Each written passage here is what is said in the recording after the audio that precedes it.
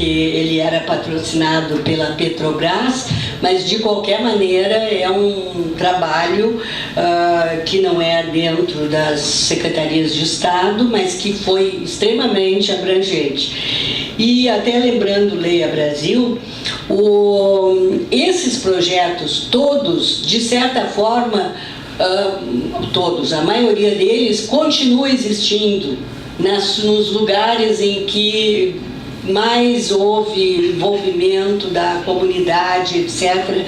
Por exemplo, o meu trabalho com o Clique formou vários doutores e eles estão na Guatemala, no Piauí, no sul do Rio Grande do Sul, no Paraná, enfim, em vários estados, pessoas que se formaram ali e que vão multiplicar em outros projetos que vão tomar uma forma de acordo com a necessidade daquele espaço. Mas, como eu disse, uma política de leitura não existe, e quando ela é criada, ela em seguida é abafada ou nem chega a entrar em ação. Eu vou então terminar dizendo que essa formação leitora deve passar pelos professores e principalmente pela comunidade como um todo, que era o programa do ProLer, Leitura não é alguma coisa fechado na escola, mas a leitura tem que ser assumida pela sociedade como um todo. Obrigada. Serei breve. Boa tarde a todos e parabéns pela resistência. Eu achei que entre uma mesa e outra ia haver um esvaziamento completo. Estou muito feliz de estar aqui porque é a volta a essa casa onde fiz toda a minha formação, a minha alma mater. Fiz algumas anotações, eu trabalho já há 15 anos em outro campo, me formei aqui na filosofia e na educação, mas já há 15 anos trabalho na Escola Nacional de Saúde Pública, e o convite foi para a escola que trouxesse algumas questões sobre a relação entre escolaridade, letramento e saúde, e espero ter feito o meu dever de casa. Tem uma apresentaçãozinha aí, mas eu vou ler para ser mais claro. É só uma maneira de ir acompanhando as partes do texto. Leitura e desenvolvimento? Isso. Não, escolaridade e letramento. É esse drive aqui? O senhor deixou? Isso. Aonde? Não está aqui. Tá, não. Ela puxou aí em algum lugar. Se ela disse para mim que estava aqui na área de trabalho, mas eu não achei. Ali, ó. Ah, é o mesmo? Ah, tá. Ok. Obrigado.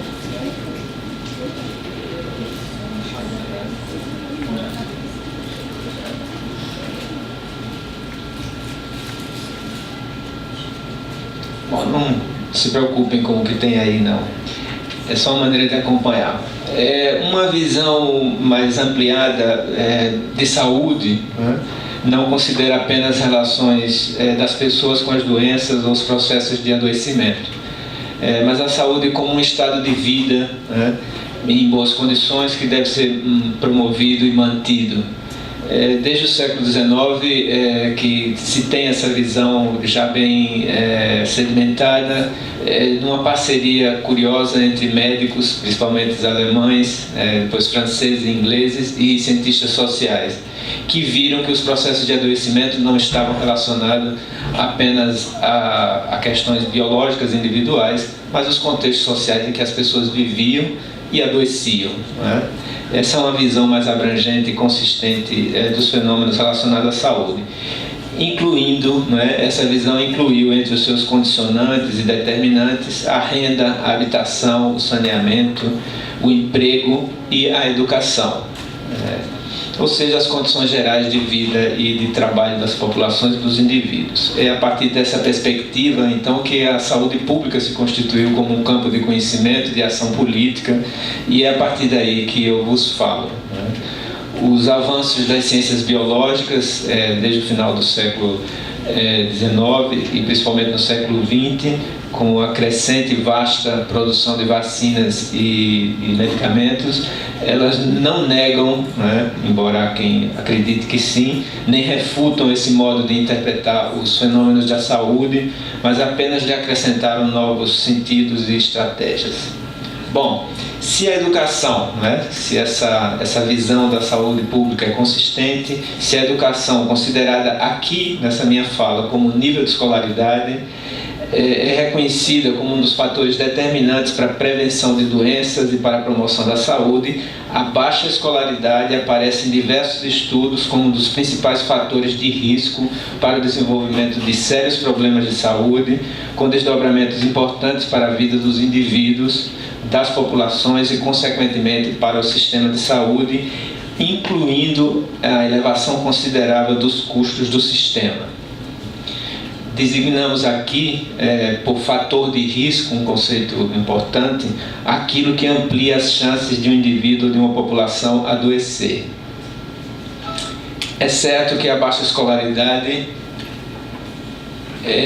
não deve ser considerada de forma isolada, né, de outros fatores de risco, inclusive os biológicos e outros fatores de risco de ordem social. Vou destacar aqui pesquisas que relacionaram a baixa escolaridade com uma série de questões da saúde. Para chegar numa parte que eu acho que interessa diretamente à mesa, que é o conceito de letramento em saúde.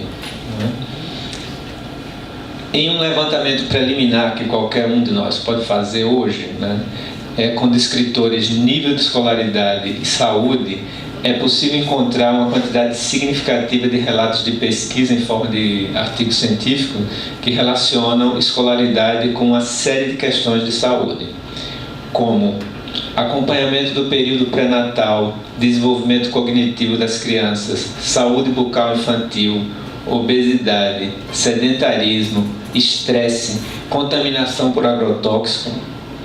Vou tecer alguns comentários sobre isso. Problemas gerais de saúde entre idosos, alcoolismo, autocuidado em diabetes mellitus, gravidez na adolescência, não adesão ao tratamento com hipertensivo e etc. Considerando então o tema dessa mesa, eu vou tecer alguns comentários sobre esses agravos, né, e a relação com a baixa escolaridade e, por fim, fechar com uma discussão sobre o letramento em saúde. Pode deixar aí nessa. Um estudo de 2002 mostrou uma associação estatística significativa da escolaridade materna com a qualidade da atenção pré-natal. Quanto maior a escolaridade, melhor a qualidade da atenção pré-natal. No ano seguinte, esse é um estudo de 2002, no ano seguinte, um outro estudo feito com mulheres atendidas em serviços públicos do Nordeste, com baixa escolaridade e baixa renda, mostrou que elas tiveram maiores percentuais de inadequação do atendimento pré-natal. O acompanhamento da gestante no período anterior ao parto é fundamental para um desfecho positivo e tranquilo da gravidez. Por outro lado, problemas na gravidez podem se multiplicar após o parto, com um custo elevado para as famílias, que vão do aparecimento de agravos evitáveis ao óbito, seja da mãe, seja da criança, passando pelo nascimento de crianças com síndromes severas que custam muito ao sistema educacional e ao sistema de saúde. Uma pesquisa de 2005, o segundo, encontrou uma associação positiva estatisticamente significante entre qualidade da estimulação no ambiente doméstico e desempenho cognitivo infantil. Parte do efeito de estimulação sobre a cognição das crianças foi mediada pela condição materna de trabalho e nível de escolaridade da mãe. Por outro lado, um estudo de 2009 com crianças abaixo da linha de pobreza, de cor da pele negra, com pais de baixa escolaridade e vivendo em famílias monoparentais ou compostas por madrasta, padrasto, apresentaram mais precária competência social e mais problemas de comportamento.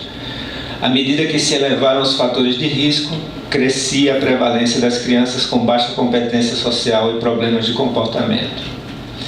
quase 50 anos depois dos primeiros estudos de Pierre Bourdieu sobre as diversas formas do capital simbólico, está mais do que evidente o lugar, a relevância e as relações desse tipo de capital com a posição social dos agentes e dos grupos sociais.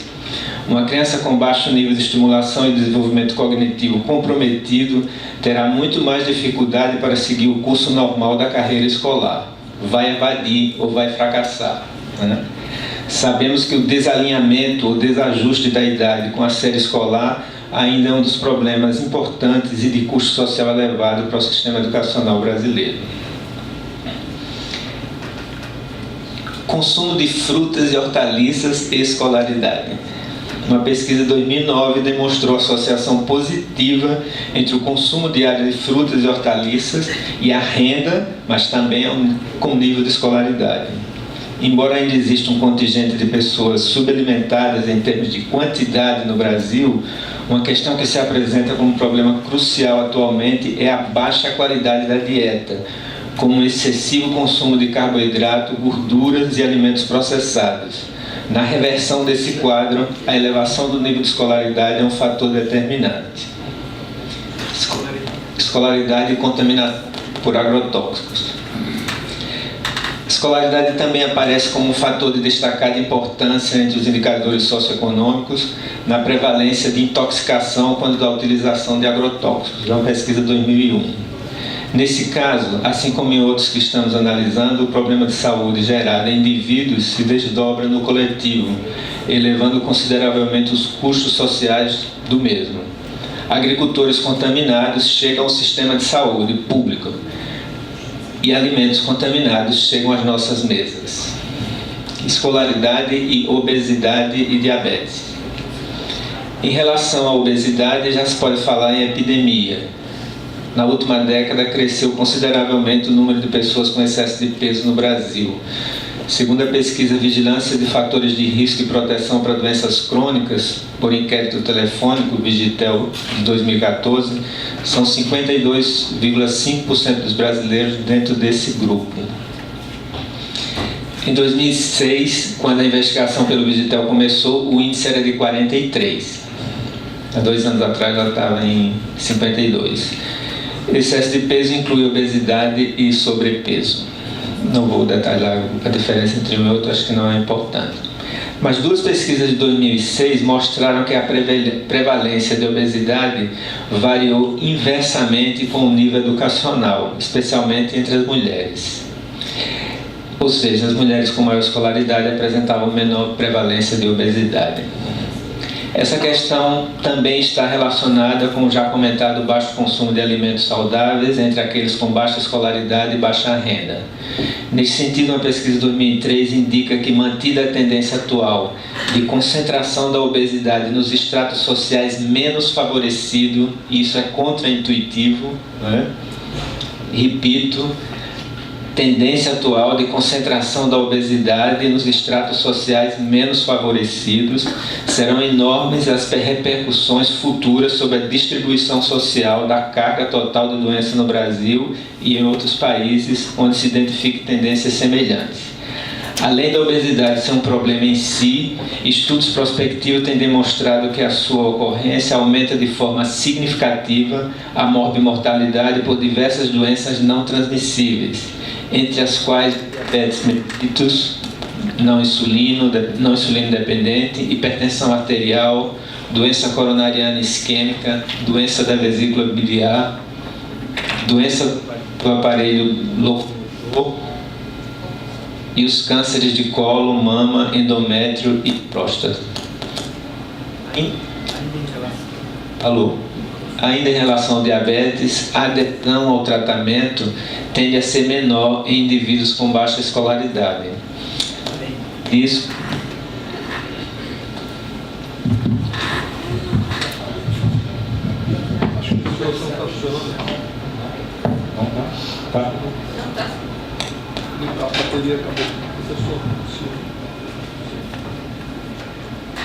Bom, tem que ser no aluno. Tem que ser falar. Bom, ainda tinha só mais mais um desses tópicos. Alô, tá. Sobre sedentarismo e procura de serviços de saúde. Eu deixo para lá, que acho que já está ilustrado o suficiente. E vou para o encerramento falando sobre letramento e saúde. Essas questões, até agora postas, dizem respeito ao nível educacional, né, aferido pela escolaridade dos pacientes ou usuários dos sistemas de saúde, seja o público e universal, o SUS, né, seja o sistema suplementar ou privado. Elas trazem implicações e custos adicionais para esses sistemas, ambos pagos com recursos diretos, recolhidos direto ou diretamente do cidadão. Contudo, e aqui o que eu queria fechar, é possível também refletir sobre questões mais específicas da relação entre educação e saúde, inclusive referente ao grau de interferência da educação nas relações entre os pacientes e os profissionais de saúde. É o conceito de Health Literacy, é uma boa ferramenta para isso. Traduzido por letramento, mas também por literacia, um termo tão infame quanto empoderamento, do ponto de vista sonoro, me desculpem a sinceridade, né? Esse conceito diz respeito a esquemas necessários para se tomar uma decisão apropriada em relação à saúde, assim como acessar e utilizar os sistemas de saúde. Isso inclui leitura, escrita, conhecimento de operações numéricas, comunicação e um crescente uso de tecnologia. Ou seja, letramento em saúde indica a capacidade dos indivíduos para obter, processar e entender informações básicas sobre a saúde e sobre os sistemas de saúde. Isso significa, por exemplo, compreender material de educação, compreender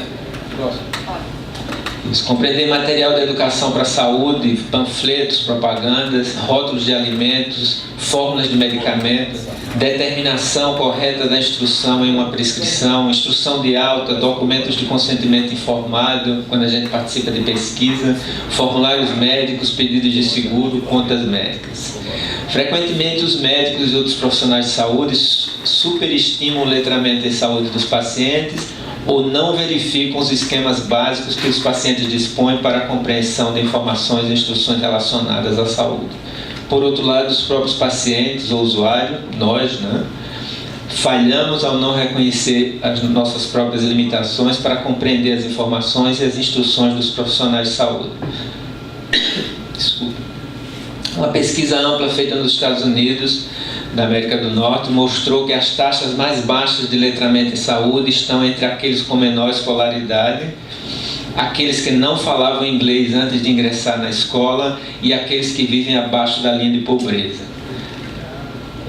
Por outro lado, distintos estudos revelam que o baixo letramento contribui para piores resultados em saúde, como a elevação das taxas de mortalidade e piores condições gerais de saúde, além da elevação das desigualdades e crescimento dos custos do sistema. Já termino o outro parágrafo.